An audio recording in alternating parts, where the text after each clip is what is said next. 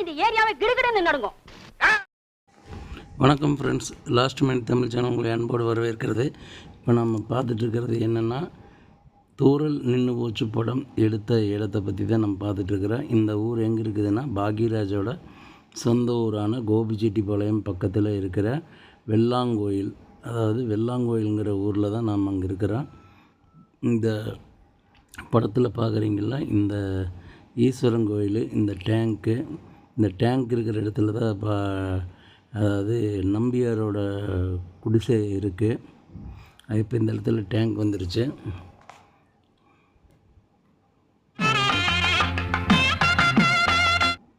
அதுக்கப்புறம் இந்த வீடு தான் வந்துட்டு செந்தாமரை சுலோச்சனா அவங்களோட வீடு, அதாவது கதாநாயகியோட வீடு.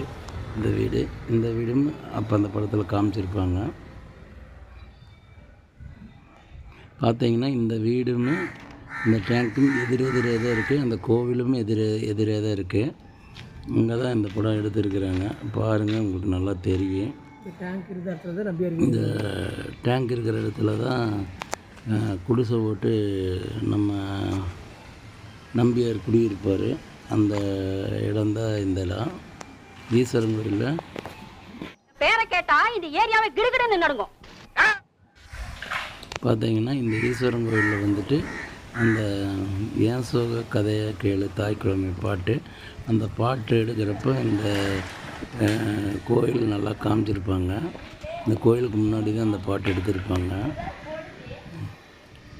பார்த்தீங்கன்னா இந்த இடம் வந்துட்டு கோபிச்செட்டிப்பாளையத்தில் வெள்ளாங்கோயில் பக்கத்தில் இருக்குது. அதாவது வெள்ளாங்கோயிலுங்கிற ஊரில் இருக்குது. கோபிச்செட்டிப்பாளையத்துலேருந்து கிட்டத்தட்ட ஒரு 15 ஒரு 20 கிலோமீட்டர் பக்கம் போகணும். கச்சேரி ஆரம்பிச்சிருக்கேன், மங்களம். இந்த பாட்டு இதுக்கப்புறம் தான் அந்த பாட்டு எடுப்பாங்க. இந்த வீடு வந்து பார்த்திங்கன்னா இன்னமும் அப்படியே இருக்குது. படத்துலேயும் இன்னும் அப்படியே தான் இருக்குது. நீங்கள் படத்தை பார்த்தீங்கன்னாலும் உங்களுக்கு தெரியும். பார்த்திங்கன்னா அந்த வீடு இன்னுமே அப்படியே தான் இருக்குது. ஒரு இதுலேயும் கூட மாற்றம் இல்லாமல். நாங்கள் அங்கே போனப்போ இங்கே இருக்கிறவங்க எங்களுக்கு வந்துட்டு வழி தெரியாதப்போ அவங்க தான் சொல்லி காமிச்சாங்க. இந்த வீடு தான், இந்த கோயில் தான். இப்போ இந்த கோயில் வந்து இடித்து கட்டிகிட்ருக்குறாங்க. ஆனால் அன்னைக்கு வந்துட்டு இந்த கோயில் வந்து இடிக்காமல் இருந்தது. அப்போது இப்போ இடித்து கட்டிகிட்ருக்குறாங்க.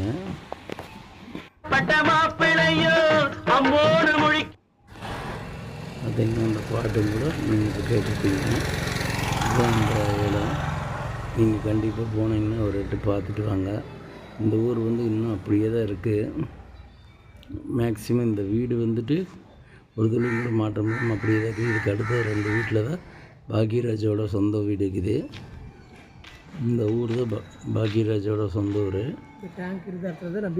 இங்கே வந்து அவங்க அம்மா வந்துட்டு ஹாஸ்பிட்டலில் நர்ஸாக இருந்துருக்குறாங்களா இல்லை டாக்டராக இருந்துருக்குறாங்களான்னு தெரியல.